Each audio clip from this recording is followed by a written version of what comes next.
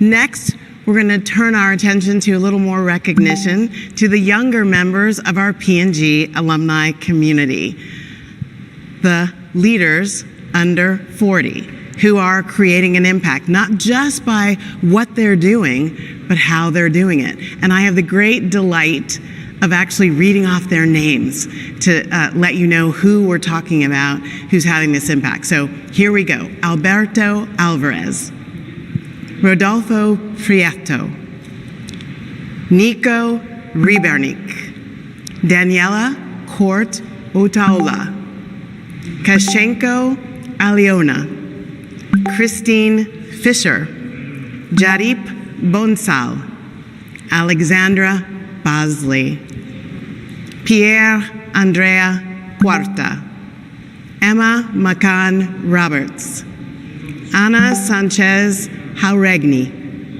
Amit Mukhar, Ryan Robertson, and Naveen Gupta.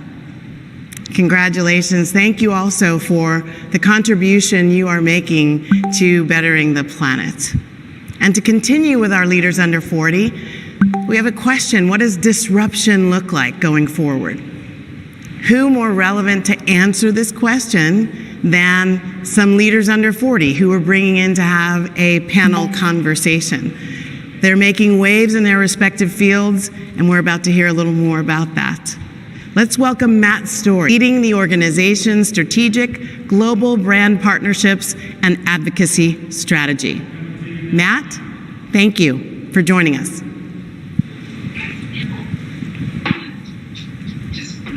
Oh my God, they're early. Hello everyone. Hello.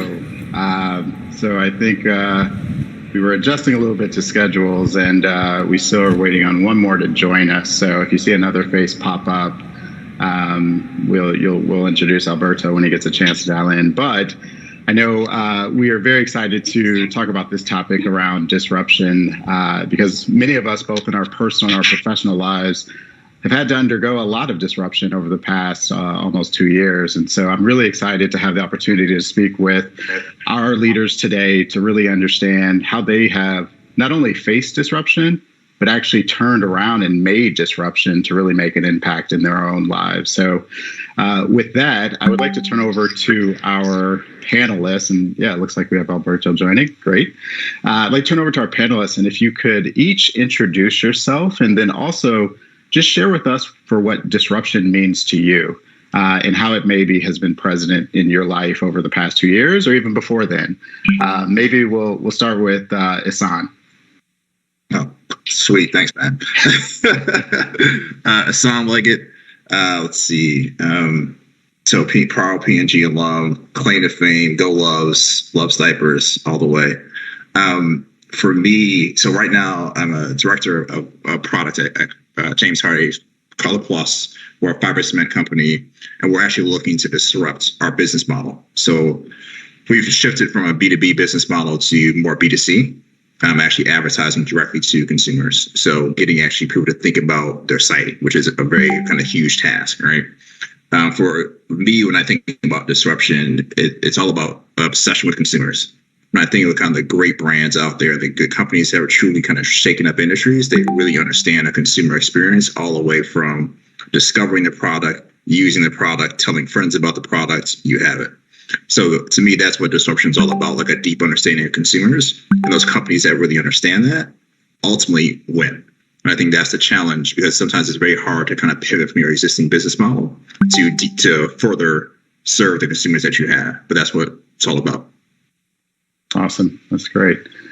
Judy, let's hear from you. Hello. Nice to meet you. Sorry about that. If you saw my kids 2 seconds ago, I was trying to put them to, and then we were live. So that was awesome.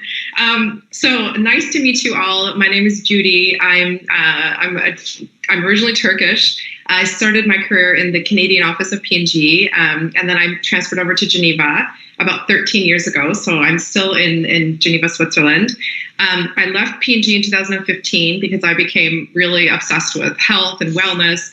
And I opened a juice business called Bonjour and started creating healthy green smoothies and juices. And I exited that business in 2019. I started to do some consulting work, innovation consulting, and one of the projects that I was working on basically turned into my new business, which is 100 Plus, and I'm co-founder and CEO, and we basically are leveraging data to help people live longer and feel better. So we're developing software now, and we just raised our seed capital, and we're building our team. So pretty exciting. I've had a pretty non-linear career path with many different pivots, and it's been, I would say, a bit of a story of disruption. So when you ask me what disruption means to me, what I think about is actually growth. Because every time I experience a major change in my life, a pivot, which may or may not have been predictable or expected, what ends up happening is once I recover from that and I direct my focus in a direction of what I can do and what's available to me, and the meaning I take from it becomes about something where I can grow, then all of that takes me down a positive path. So frankly, when I think about disruption, I just think about it as something which leads me to a path of growth and change. So nice to meet you. That's great.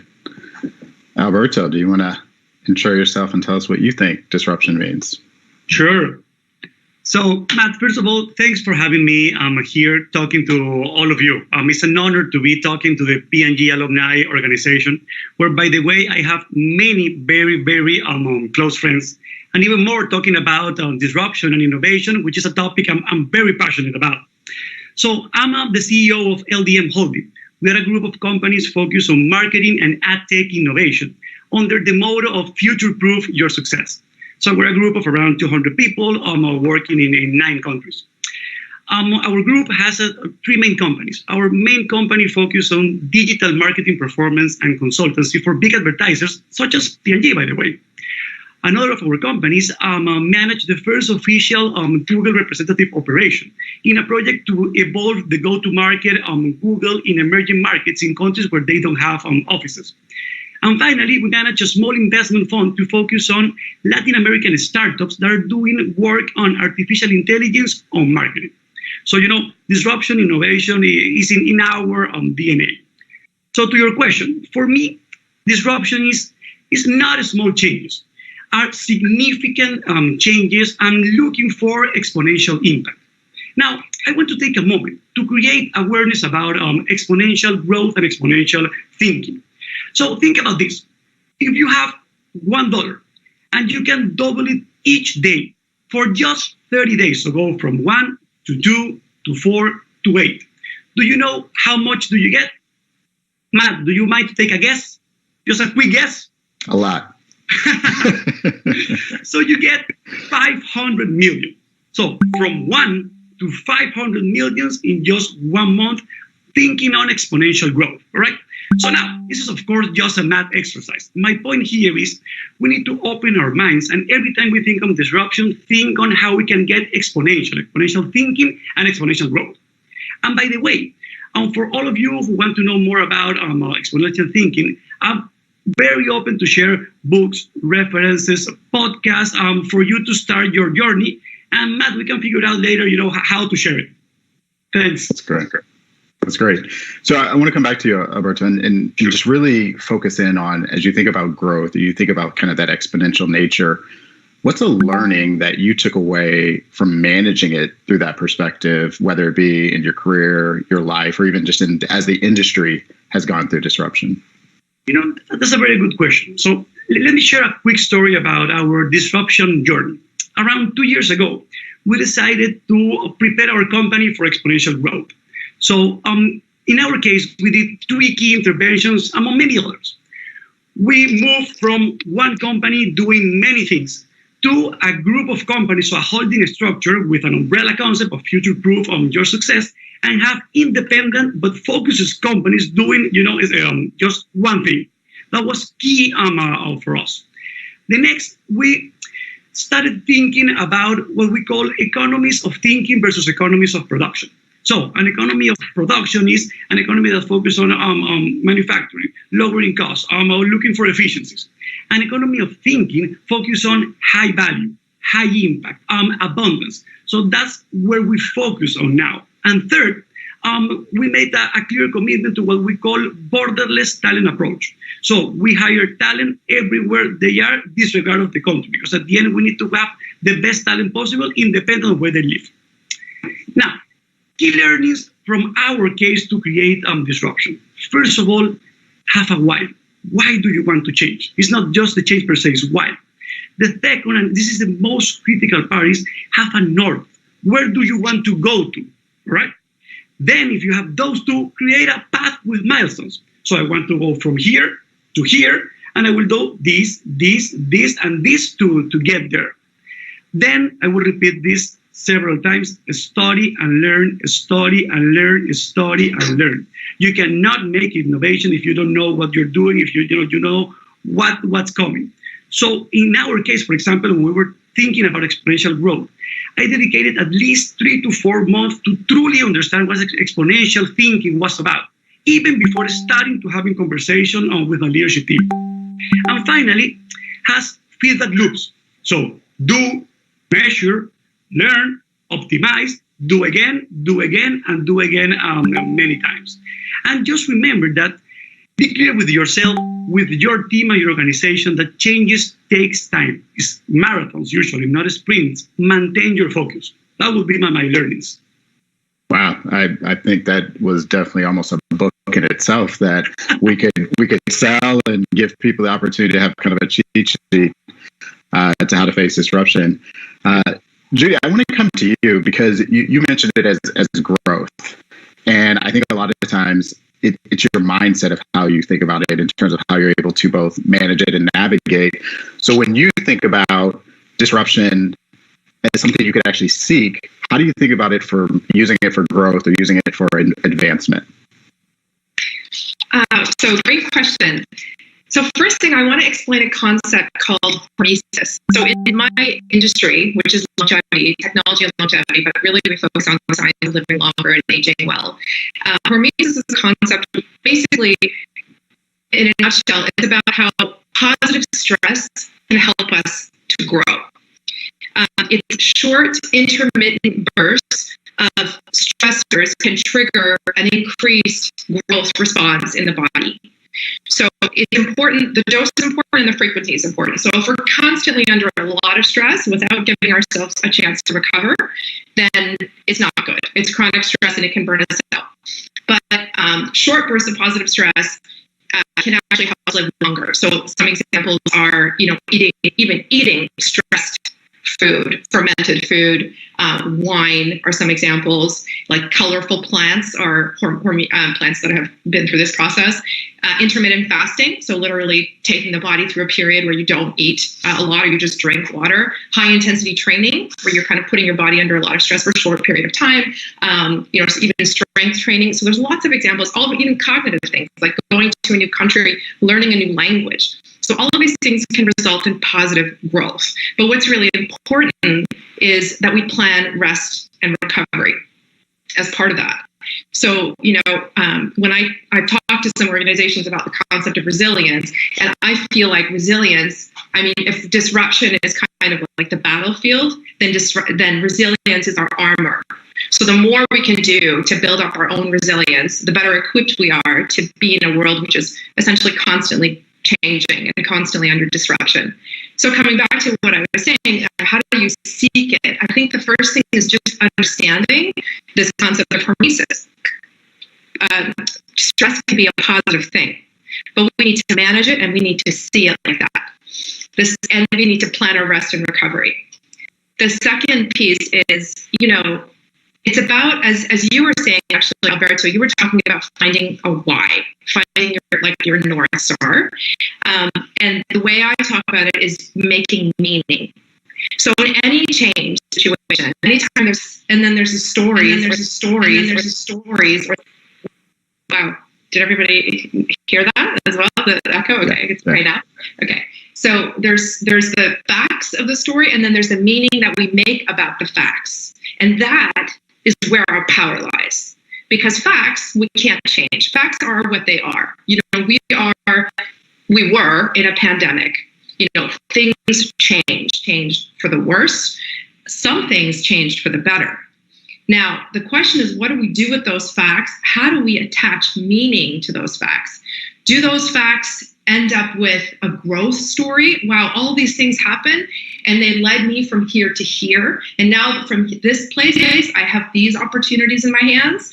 Or do they lead us to a negative place where we're feeling victimized by our circumstances? So I think it's literally how to seek stress and turn it into an engine for growth and advancement is just, I think, starting with consciousness, is really just being aware of where you are in this process. Are you seeing change as a positive thing? Are you planning rest and recovery as to help your body physically cope with these changes? And are you making meanings that allow you to grow? That's great.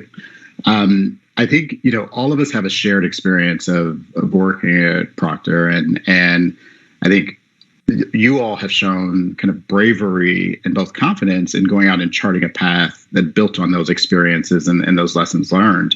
And so, Ihsan, I'd love it if you could talk a little bit about what experiences have helped you lean into disruption, and what are those, maybe using, what Judy shared, what are those moments of stress that created that resilience and allowed you to really be able to see it as an opportunity versus seeing it as something that's happening to us? Yeah, the moments of stress is, aligning my wife's actually doing a change for sure.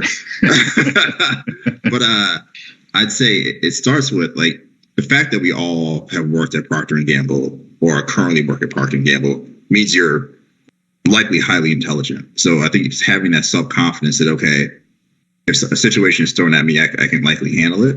So I remember even coming into P&G, I had a mentor as an ABM, a guy named Sonny Jandal, who worked at new business creation, which I thought was fascinating, right? And I was like, hey, man, I want to work in your group. He was like, slow down, kid, be an ABM first, right? And so throughout my P&G career, I gained the skill sets I wanted to gain. And then I stuck to the vision and goal I had to eventually get into a new business creation type group. Now it's called P&G Ventures.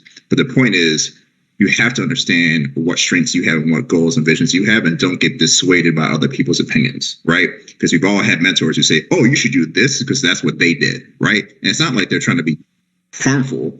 They just know what they know best because that's what they lived. So you have to be focused and know your strengths and then go for it. And so for me, when I left P&G, I wanted to get startup experience. And working at startups is scary as hell, to be honest.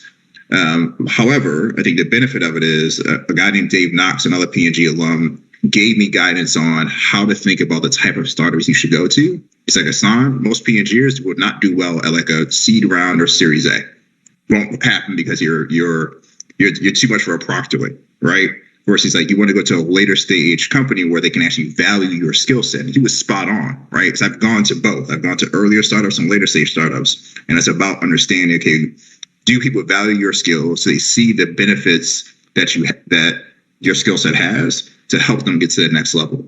So that's another piece. And then I would say, to give you the confidence, understand the consumer trends. I think what P&G has taught us all very well is really how to deeply understand consumers and like all kind of the qualitative, I call it squishy stuff. There's a quant side to everything, but the qual, like sitting on the living room floor, talking to a mom as she's playing with their kids, right? To understand, okay, what's it like to be a second-time mom for the Loves campaign? Like those type of skills help you start to connect dots and see other things that most people won't see, for at least from in terms of a branding and consumer perspective.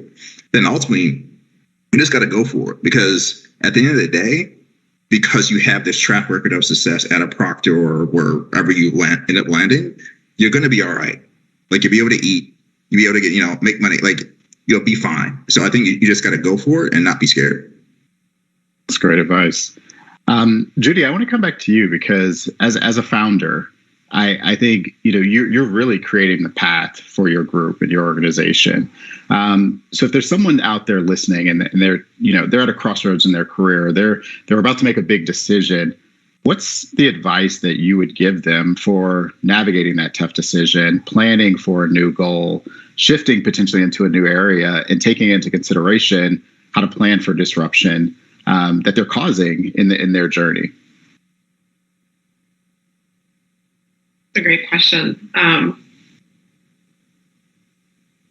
I would say that it's okay to be afraid.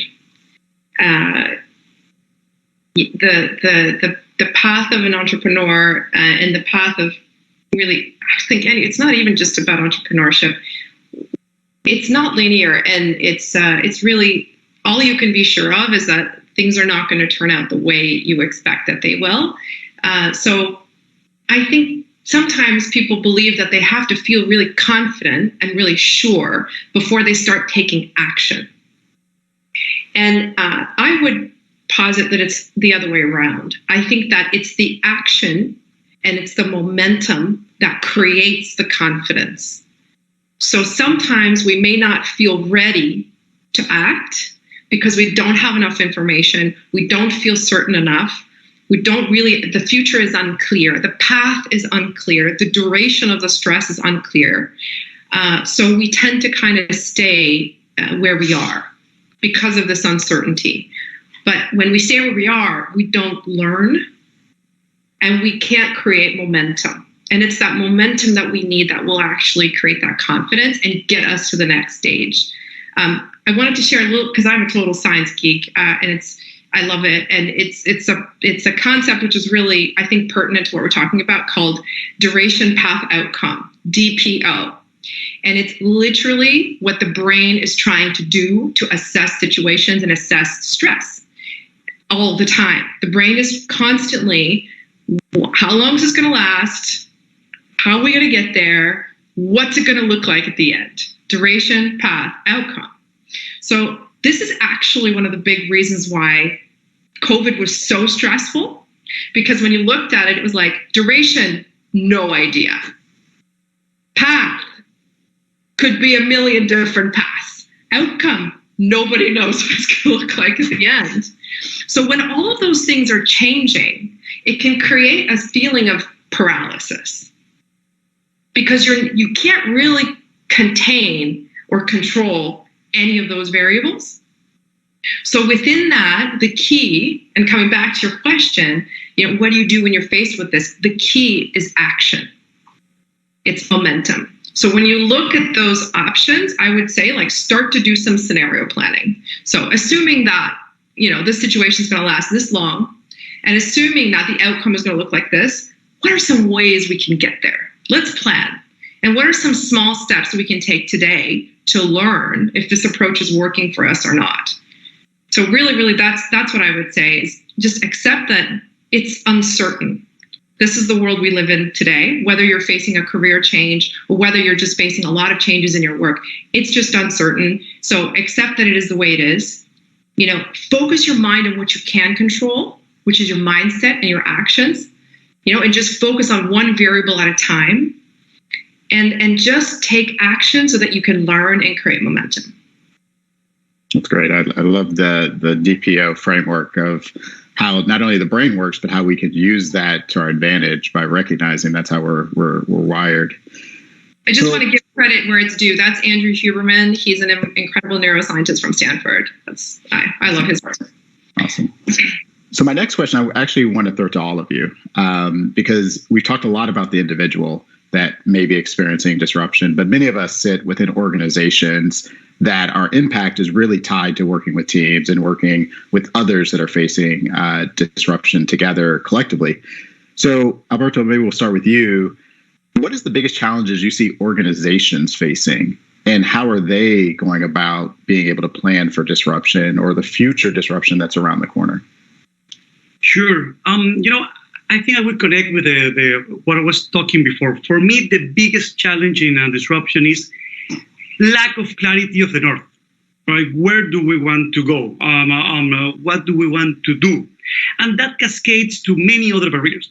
Now, let me give you an example on a related topic. Every time I hear someone saying, going back to the entrepreneurship and I'm quitting question. Every time I hear someone saying, I'm going to quit to become an entrepreneur, my first question I ask is, okay, to do what?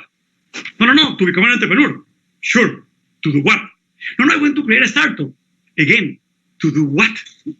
So if a person cannot answer a question as simple as that, in my mind, what I think is very, very, very low chances of success. Because the point is, entrepreneurship is a mean, it's not an end. You want to do something, you want to go somewhere. And because you want to do that, the mean is you become an entrepreneur. So the same thing happens on organizations with disruptions and innovation. Innovation is a mean, it's not an end. So you need to understand where do you want to go, what do you want to change, or what do you think could be better that is not done right now, and then you do the innovation, and that makes sense.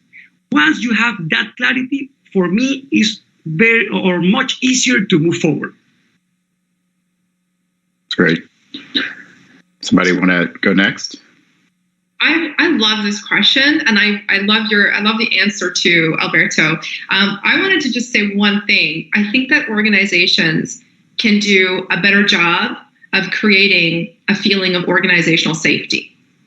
So employees feel, number one, they have to understand the North Star. So I completely agree with what you said. They need to know where they're going. Otherwise, everybody is going in different directions. Once they understand where they're going, I think people need to know that it's okay to take a risk. It's okay not to know. So this whole DPO thing, right? We're all under the same situation. We're all in the same stress, whether it's the executive or the assistant. We're all facing our own levels of DPO. So I think the first thing is just vocally admitting that we are in a place of uncertainty and that we don't know.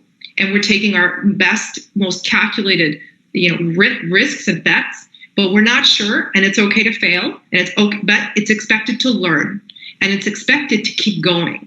So I think by showing that vulnerability and showing that openness to learning and to growing despite uncertainty, I think that creates a feeling where the organization, they feel like they can also act, and they don't have to be perfect, and they don't have to have all the answers.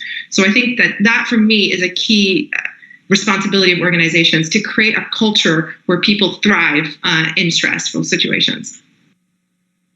Yeah, my build would be like getting people ready for change. I mean, no one really likes it. So right now I'm dealing with an organization that, we have a large sales force that's kind of done something the same way for generations. So, okay, how do you get people to really understand who the heck this consumer is they're going after? So like when I did consumer interviews, I videotaped everything, right? And I made like a little hero film so someone actually can literally meet these consumers. So very kind of classic P&G stuff. But like for a lot of people, like, oh, wow, this is who we're serving. So the ability to help people understand the problem in a really simple way, I think is helpful in order to prepare them for like innovation and disruption. I think the other piece as well is like, what are the small prototypes you can do from a pilot standpoint? I think when you kind of do a student body left and you have this massive investment, I think people will kind of get worried. Versus if you do some small tests and prototypes to build people's confidence, and have a small kind of core team to kind of build and add in more people and more prototypes and bigger pilots, it helps. So no one likes change. I mean, even people at startups don't like change. So don't be fooled by, like people don't like change. So you got to take the time to help people understand the problem, and then give them small little things they can do to learn and experiment. Yeah, that's great. I think the one thing that is coming across a lot of the advice and the answers that all of you are sharing is this idea of being intentional. And whether it's making that organization prepare for change, whether it's understanding how the brain works, whether it's really building that trust, having the North Star, that requires some intentionality. And so for those that are hoping to bring that intentionality to their organization, how would you suggest they inspire disruptive leadership in their organization to make it a part of the DNA of the culture that they're in? What are some steps that they could take? And Alberto, we'll start with you. Sure. Well, for leaders, for me, it's lead by example.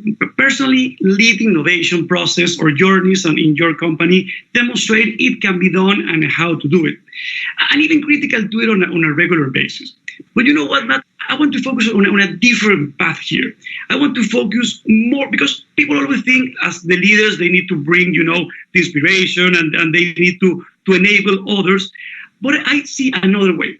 And this is a message for the younger part of the organization, mid-level, even entry levels. This is a key concept I want you to get. Innovators are those who do, not those who think. Everyone thinks, everybody has ideas. Innovators are the ones that can make that idea happen, all right? So understand that convincing people convincing top management, removing barriers is an essential part of the innovation process. It's not a reason for not innovating.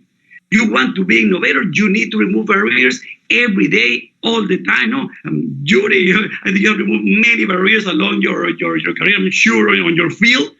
So if you're not removing barriers to get to the execution, you are not really innovating.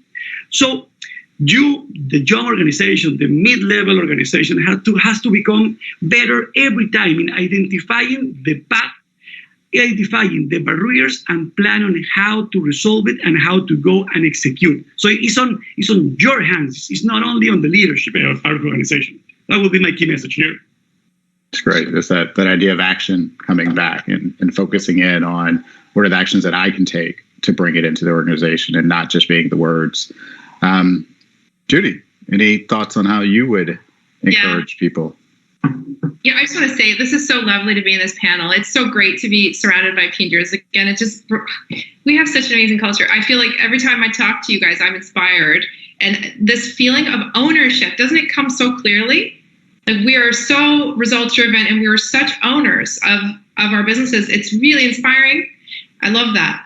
I was just thinking about this great question, and I feel like, there's a book, Good to Great, Jim Collins, one of the legendary books, and it's an oldie, but it's a goodie. And one of the factors he talks about in this resilient leadership, companies that, stand the test of time, are leaders that can face the brutal reality, super transparent leaders. They understand the facts. They see them for what they are. So there's not rosy colored glasses. They really see the brutal reality and they call it what it is. And at the same time, they paint a really hopeful picture of the future. So I think leadership that inspires, is really are really people who can hold space for both of those at the same time. Here's where we're at, the brutal reality, and here's where we're going, and an infallible commitment to delivering on that. That's great. Any last thoughts from you, Hassan, before we close out? Yeah, I'd say I'll give you a P&Gism, learn from the outside. So I remember organizing trips to see startups while I was at P&G. So I would take the whole leadership team. We would go out and we would leave garages, right? And you're actually seeing someone, because I think one of the challenges we all have at large organizations, we kind of think we got to build it ourselves. And I promise you that the gift that we have being a cash flow positive organizations is that we can do the research. We can understand what the problem is. That next step you should do is, let's go build the answer. Do a little search and see if there's some startup who's probably identified the same thing in a different way. It's basically solving the problem, because you could maybe acquire that company, but you could definitely partner with them because they'll love to help. So to me, it's about learning from the outside. And the last tip I give is design thinking. I'm a huge fan of design thinking. It's a classic kind of IDEO, the ability to prototype and iterate. Honest to God, I just used that skill set last week with a little sheet of paper and got amazing insights from 3 people in the office without spending a dime. So having that ability, if you guys don't know about design thinking, highly recommend it. Awesome. That's great. Well, I think we are right at time. I want to first thank all of you for participating in this chat. Learned a lot. I'm sure anybody tuning in also took away a lot. So appreciate you sharing your wisdom and gained experiences with this group.